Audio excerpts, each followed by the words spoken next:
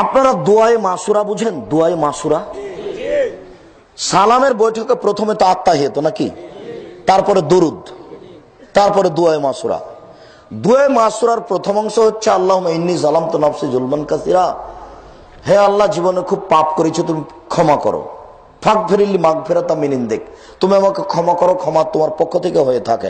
ওয়ারহামনি ইন্নাকা আনতাল গাফুর রহিম, তুমি দয়া করো, তুমি ক্ষমা করো। তুমি যেহেতু বড় দয়াবান, তুমি যে বড় ক্ষমাবান, তুমি যদি দয়া না করো, তুমি যদি ক্ষমা না করো, তাহলে কে দয়া করবে, কে ক্ষমা করবে?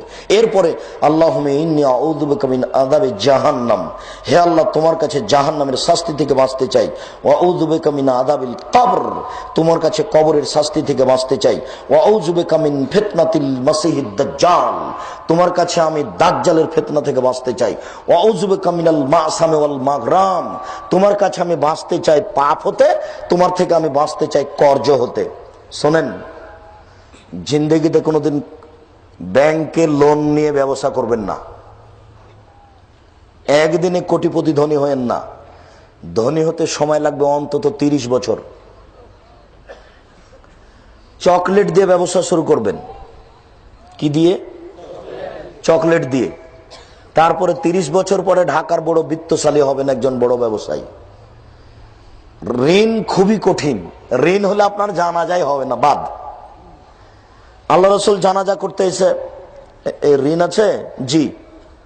তোমরা করো, আমি গেলাম। আল্লাহ রাসূল জানাজা, আপনার জানাজাই বাদ, জাহান্নাম জান্নাত পরে। ঋণ থাকা মানে জানাজাই হলো না।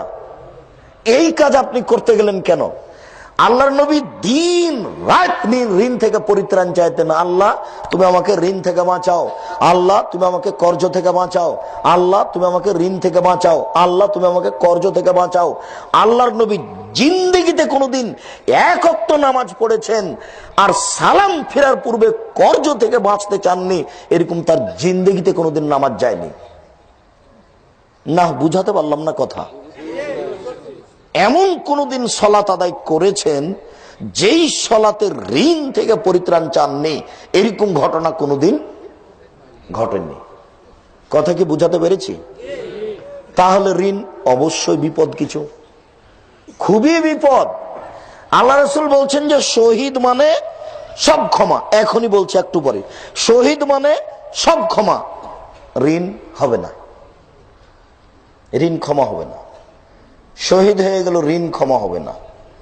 এইভাবে ব্যাংকে টাকা নিয়ে বিত্তশালীর ক্ষমতা দেখে রাষ্ট্রপতি, আপনার দেশের সরকার পরিবর্তন হলে ঋণ মওকুফ।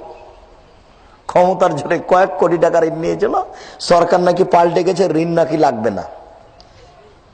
টাকা ব্যাংকের সব নিজের